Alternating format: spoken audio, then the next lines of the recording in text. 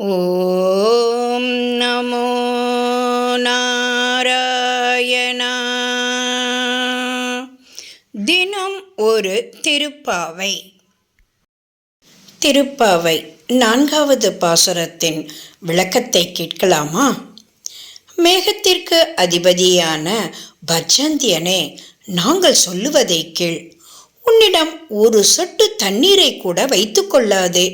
கடல் நீர் முழுவதையும் முகர்ந்து கொண்டு மேலே சென்று உலகாளும் முதல்வனாகிய கண்ணனின் நிறம் போல கருத்து வலிமையான தோள்களையுடைய பத்மநாபனின் கையிலுள்ள பிரகாசமான சக்கரத்தை போல் மின்னலை வீசி வலம்புரி சங்கு ஒலிப்பதைப் போல இடி ஒளி எழுப்பி வெற்றியை மட்டுமே ஈட்டும் அவனது சார்ங்கம் என்னும் வெள்ளிலிருந்து புறப்படும் அம்புகளைப் போல் மழை பொழிவாயாக.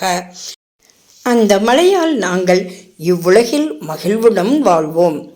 மார்கழி நீராடலுக்காக எல்லா நீர்நிலைகளையும் நிரப்பி எங்களை மகிழ்ச்சியடைய செய்வாயாக.